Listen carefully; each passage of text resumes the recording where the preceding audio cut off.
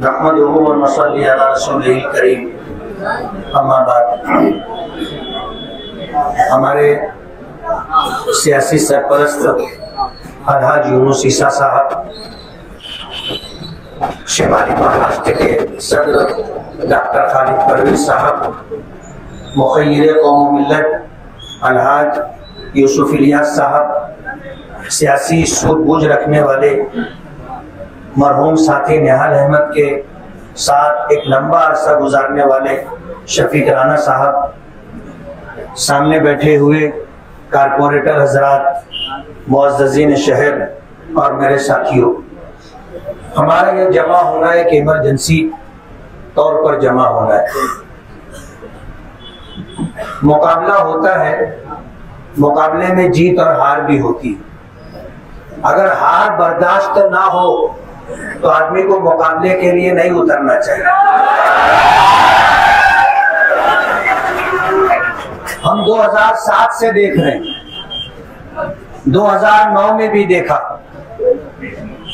ये हारते हैं तो हारने के बाद शहर में गुंडागर्दी, दादागिरी करते हैं, कारखानों में घुसकर आग लगाते हैं, लोगों के माल पर कब्जा कर लेते हैं, सौदा अगर किया हो तो उनकी रकमें रोक लेते हैं, घर जाकर के धौंस धमकी देते हैं और हारने के बाद हमारे साथियों के घरों में पटाखे आग लगा करके अंदर डाल देते हैं। हमने उस वक्त भी देखा और आज भी देख रहे हैं कि डिपार्टमेंट को क्या करना चाहिए और डिपार्टमेंट क्या कर रही है, पूरा शहर देख रहा है। बहुत सफाई के साथ मैं ये कह देना चाहता हूं, पुराने दिन लग गए।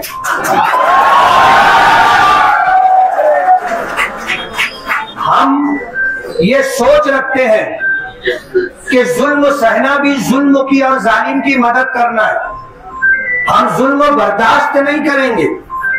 बहुत अजीब बात है कि जो लोग इल्लीगल तौर पर जुलूस निकालते हैं, आप उनके खिलाफ कार्रवाई नहीं करते।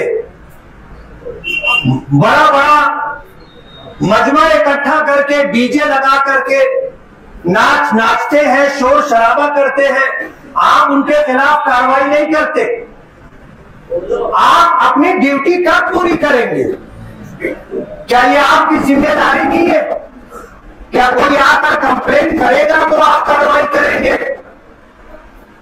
और सफाई के साथ मैं डिपार्टमेंट से कहना चाहता हूं कि आपको अपना काम करना होगा और इस शहर में गुंडागर्दी, दादागिरी खत्म करने के लिए हम खड़े हुए हैं। हमने अपना कोई मैनिफेस्टो जारी नहीं किया था। हमने अपने इलेक्शन का एक उन्वान रखा था, अच्छाई और बुराई के दरमियान मुकाबला है।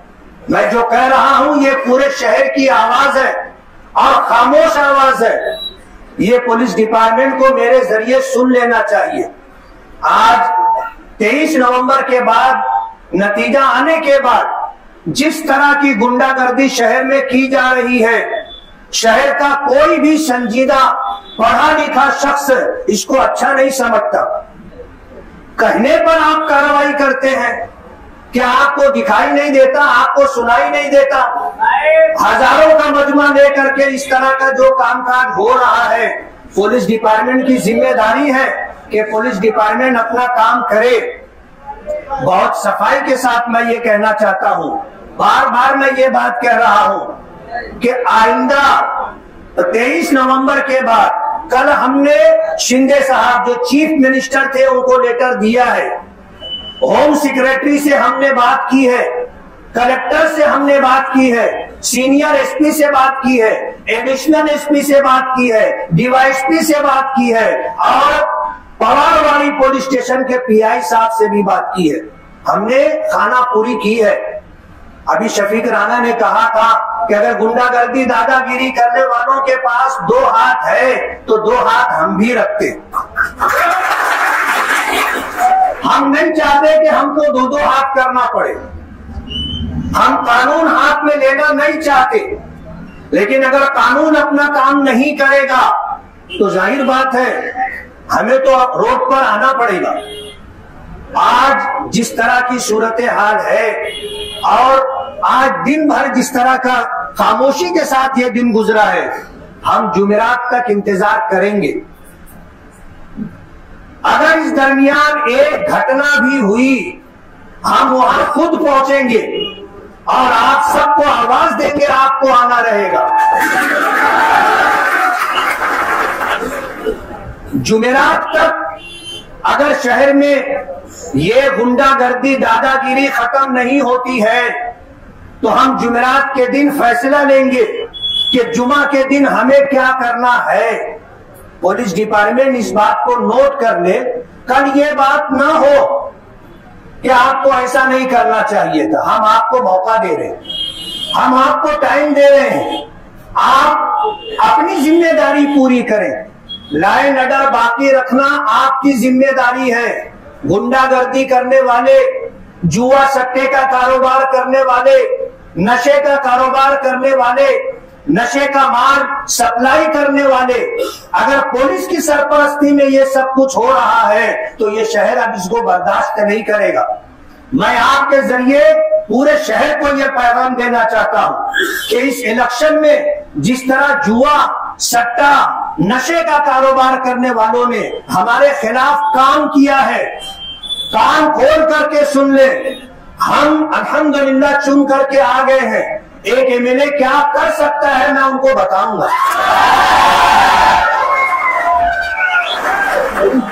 बहुत हो चुका, बहुत हो चुका। अजीब बात है, नदीम फिटर के ऊपर फायरिंग हुई, शफीक राणा ने उसकी वजाहत की बगैर किसी सबूत और कार्रवाई के। अगर डिपार्टमेंट ये कहता है कि ये आपसी रंजिश है, लेन देन का मामला है, तो आप जानिबदारी नहीं बरत रहे हैं क्या? बगैर सबूत के आपको ये कहने का हक ही नहीं है। अगर आपके पास सबूत था, हमारे साथियों को आप बताते कि ये मकरूज है, कारोबारी मामलात में उलझा हुआ है, इसके ऊपर फायरिंग करने वाला फला शख्स है, हम आपकी बात मानते, सर आंखों पर रखते। आपके पास कोई सबूत नहीं है, आप जिसके ऊपर फायरिंग हुई है उसको ही बुलाकर डांट डपट कर रहे हो, रात भर पूछताछ कर रहे हो, उसके छोटे भाई को बुला करके आप उसकी ठुकाई और पिटाई कर रहे हो। आपको क्या करना चाहिए था और आप क्या कर रहे हो उसको आप थोड़ा सा उसका एनालिसिस करो, आप थोड़ा उसका तज्जिया करो, समझो। ये बात बराबर नहीं है, ये बात बराबर नहीं है। अगर इसका पैसा देना बाकी है और कोई शख्स अगर घर पर आकर फायरिंग करता है तो क्या उसको कानूनन इसका हक है? आप ये क्यों नहीं इस मामले में क्यों इंक्वायरी नहीं करते?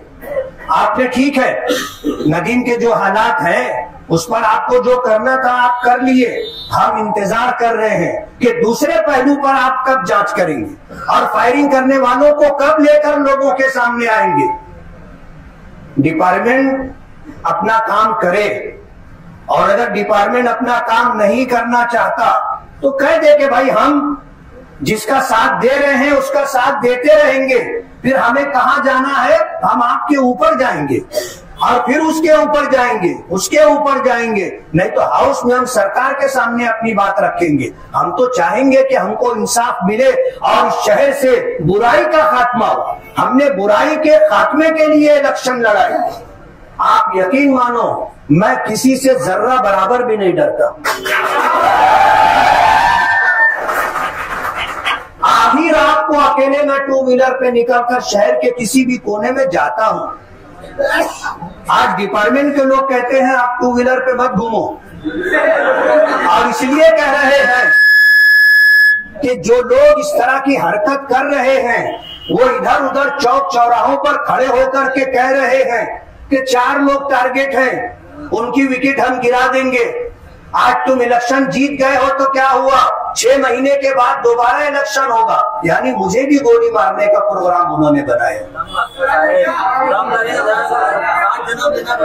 हमारे साथियों को उन्होंने टारगेट किया।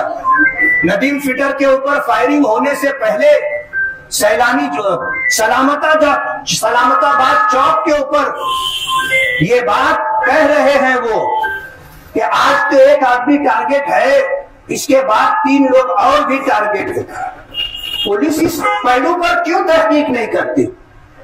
और अगर पुलिस ये कहती है कि तू इसका नाम मत लेना, इसका नाम मत लेना, इसका नाम मत लेना, सवाल ये है आप ये बात क्यों कह रहे हो कि शेख आसिफ का नाम मत लेना, एहसान का नाम मत लेना, ओवैस का नाम मत लेना, अकरम का नाम मत लेना? अरे क्यों नहीं लेंगे?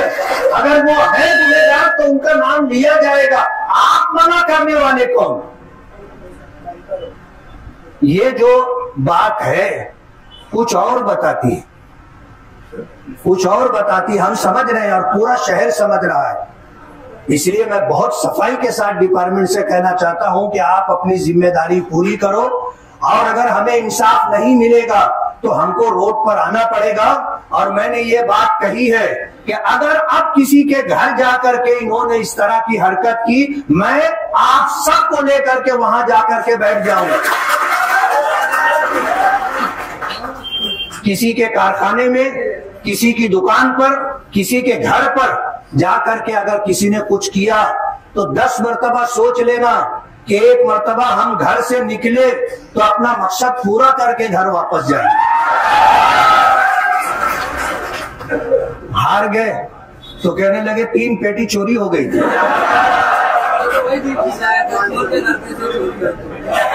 बोले 3 पेटी चोरी हो गई थी।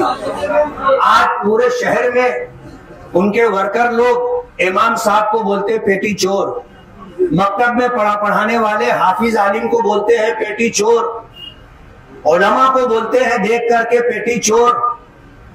ये क्या बात हुई?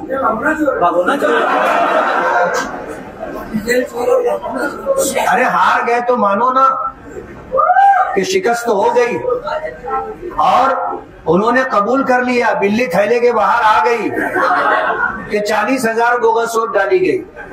तो मुझे ये कहना पड़ेगा कि मैं 162 वोट से नहीं, 40,162 वोट से, 40,162 वोट से जीता हूं। तुमने तो सब कुछ कर लिया ना। सुबह का पहला 2 घंटा पूरी गली वालों की बोगस वोट गिर गई, पूरे घर वालों की वोट गिर गई। इन्होंने पूरी प्लानिंग की थी, लेकिन कहते हैं ना जिसे अल्लाह रखे कौन रखे। करोड़ों की रेल पेल ला करके जीत नहीं सके। समझ रहे हो? करोड़ों की रेल पेल करके भी जीत नहीं सके। पिछला 5 साल ये उलझन में गुजारे कि 38,000 वोट से कैसे हारे, और अब ये 5 साल इसमें गुजरेगा।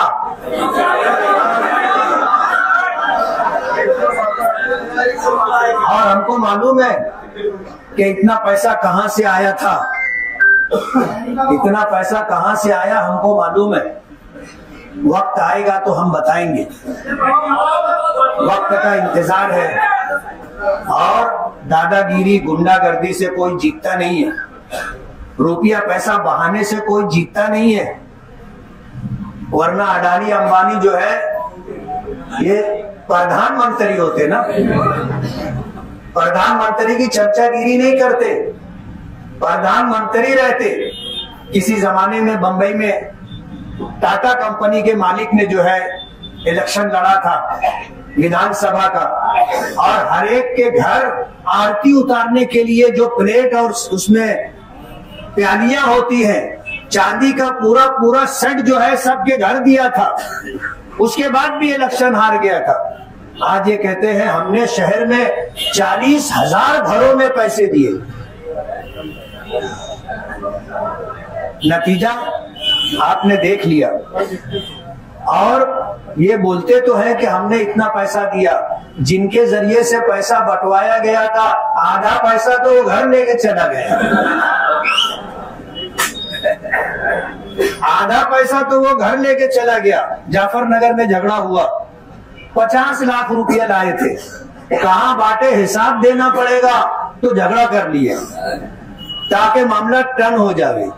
लेकिन एक बात समझ लो, जिनका पैसा गया है वो तो सोचेंगे ना कि भाई हमने इसको 1 करोड़ रुपया बांटने के लिए दिया था, वोट तो मिली नहीं। किसी ने बताया कि टेंशन चौक पर वहां पर 10 लाख रुपया दिया गया था वोट के लिए। कितनी वोट मिली? 30 वोट। कितनी वोट मिली?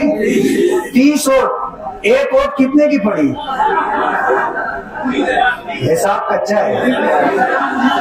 30,000 रुपये की 1 वोट पड़ी, उसके बाद भी हार गए। इसलिए हम जुमेरात की शाम तक का इंतजार करेंगे। अगर हमको इंसाफ मिलता है, डिपार्टमेंट अपनी जिम्मेदारी पूरी करता है, शहर में गुंडागर्दी दादागिरी करने वालों को लगाम लगती है, शहर में अमन व अमान बाकी रहता है, लोगों की जान माल इज्जत व आबरू महफूज रहती है, अइम्मा उलमा हुफ्फाज को जो लोग पेटी चोर बोल रहे हैं, अगर उनकी आवाज बंद नहीं हुई, जुमेरात के दिन हम फैसला लेंगे कि हमको कल के दिन क्या करना है। आप जुमेरात का इंतजार कीजिए। हम ये नहीं चाहते कि डिपार्टमेंट ये कहे कि आपने हमको मौका नहीं दिया है। हम डिपार्टमेंट को आज की रात, कल का दिन, कल की रात, परसों का दिन, परसों की रात, ये इतना वक्त दे रहे सिर्फ इसलिए कि हमें रोड पर ना आना पड़े। डिपार्टमेंट अपना काम करे, और अगर डिपार्टमेंट अपना काम नहीं करेगा तो फिर हमें जुल्म के खिलाफ, गुंडागर्दी के खिलाफ रोड पर आना पड़ेगा और इंसाफ के लिए डिपार्टमेंट को मजबूर करना पड़ेगा। और हम इस सिलसिले के अंदर जुमेरात के दिन तय करेंगे कि हमें क्या करना है। जुलूस निकालना है, धरना देना है, क्या तहरीक चलाना है, हम जुमेरात के दिन स्टैंड लेंगे अपना। और आखिरी बात जो मुझे कहनी है कि इतवार के दिन हम अपना जलसा इजहार तशक्कुर रख रहे। हमने ऑल इंडिया मजलिस इत्तेहादुल मुस्लिमीन के कौमी सदर बैरिस्टर असदुद्दीन ओवैसी साहब से टाइम ले लिया है।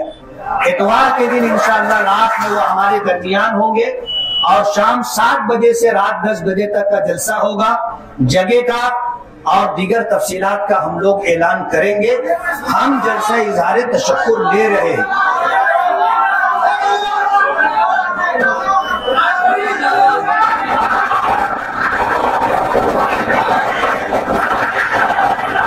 साथियों से मशवरा करेंगे। आपकी राय हमने सुनी है कि औरंगाबाद का जलसा